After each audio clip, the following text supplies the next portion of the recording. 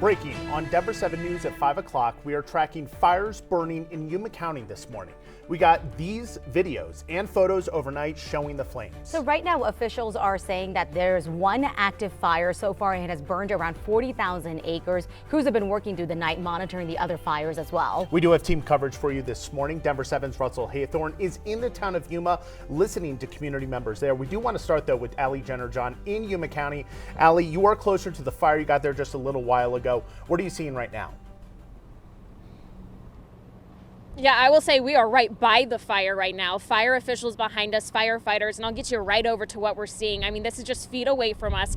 Flames still very active in this area. Some scorched land, scorched trees, and then just minutes ago, maybe 3 minutes ago, a fire truck went through what you're looking at right now and was just spraying water on all of it, but you see those flames are still there. Even down the road, more fire and fire officials over there as well. These fire trucks just pulled up to where we are right now also, so they seem to be communicating, and they've seemed to be letting us stay in this area to continue to keep you updated. Like you said, 40,000 acres have burned so far. We are just north of the Heartstrong community in Yuma County. I believe it's County Road 29 and County Road North. We're very close to that intersection right now. It is dark, but I can tell you incredibly smoky. It hits you really fast when you're driving here, just how smoky it is in this area. A little bit hard to breathe. You feel it in the back of your throat. And these firefighters, they've been out here all night. We've been getting updates throughout the evening. As many of you have been asleep, you're waking up to this, and fire officials say that if you are close to flames, you should be evacuating. If you don't see flames, you should be safe. I will say there's not a lot of structures out here, so right now we're talking just about a lot of land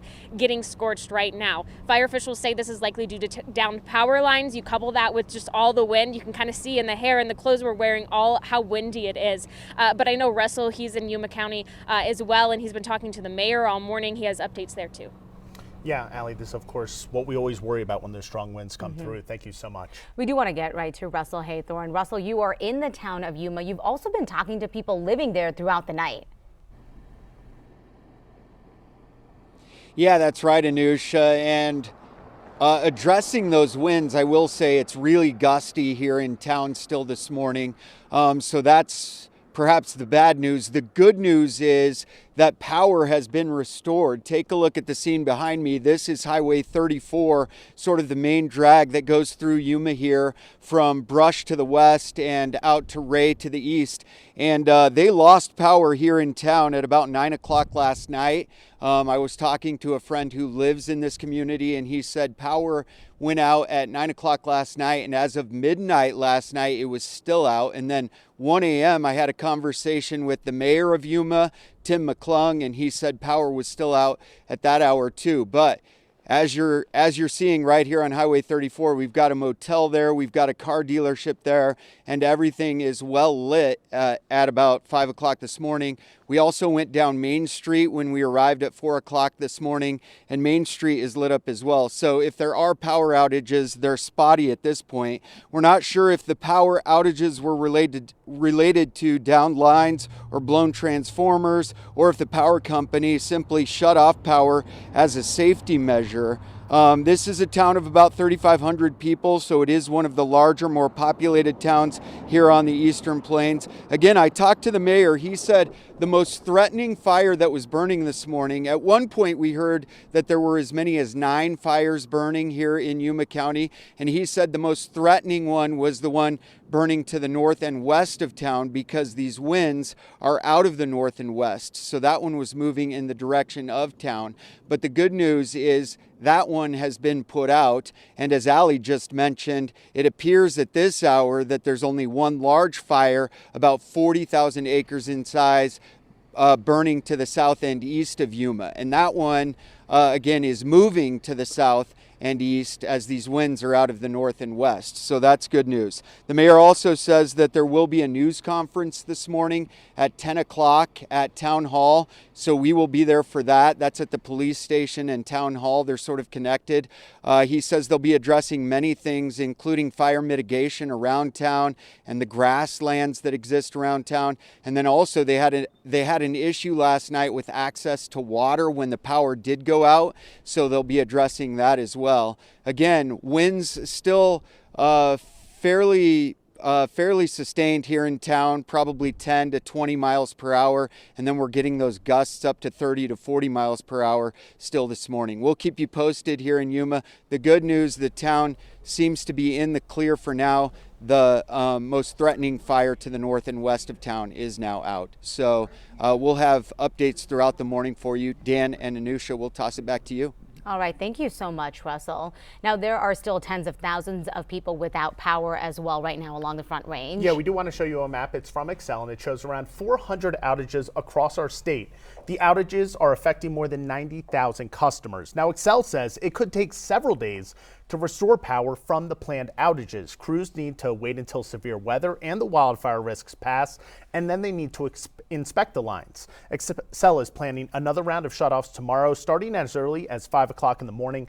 Excel says because of the overlap, some areas may be without power for more than 3 days. At the same time, Core Electric is reporting more than 16,000 outages and includes 8,000 in Jeffco, more than 6,000 in Park County. There are also outages in Arapahoe, Douglas, Elbert, and Teller counties. We do want to bring in Chief Meteorologist Lisa Hidalgo. Even driving in today, up 25. I mean, the car was shaking. You're seeing it in all of the live shots. I mean, we're not in the clear from the wind yet. That was brutal. I mean, in a word, it was brutal. And we have more strong gusts, not only this morning, but also again tomorrow. We're going to take a closer look at that. But let me get you out the door on this Thursday morning.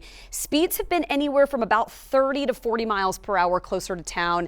And we're seeing gusts still on the far eastern plains, close to Yuma, at around 40 to 50 miles per hour. So it is still gusty. The front has rolled through those, so things will gradually calm now that that front, the edge of it, the boundary is moved off to the east. Still looking at a number of alerts. Let's take a look at what's in place still now. It's out across the eastern plains where we have here still fire danger, a red flag warning. That's in effect until 5 o'clock tonight. We're also looking at a high wind warning on the eastern plains here until basically midday.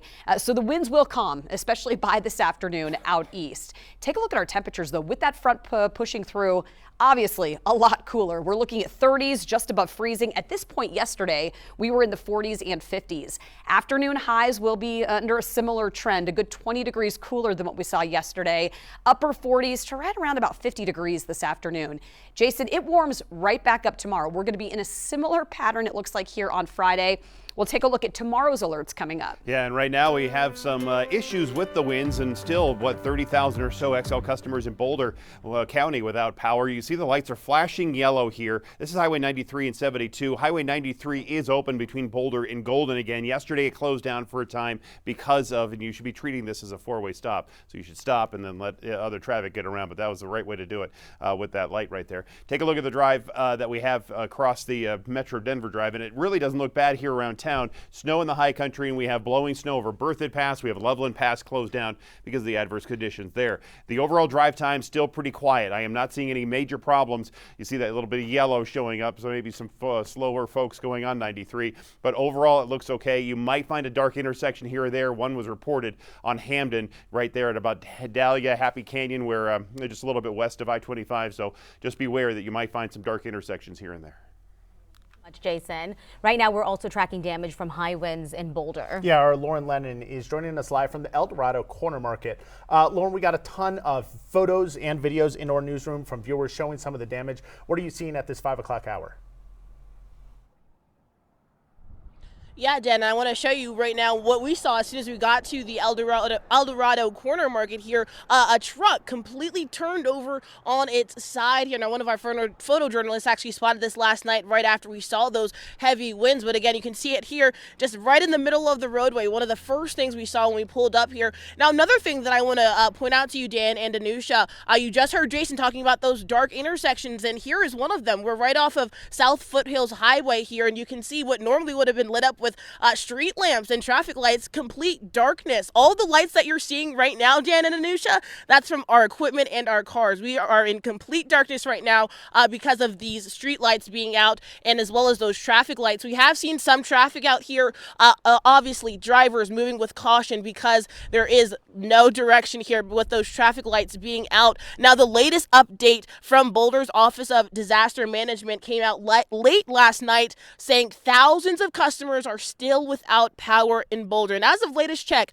on the Xcel website, we're seeing about 30,000 customers are affected by power outages. Now, we're not sure how many are due to Xcel's planned power outage that was implemented to reduce the risk of wildfires because of these heavy winds, but we have reached out to them for clarification on that, whether they were part of this planned outage or also just outside of those outages and just because of the wind.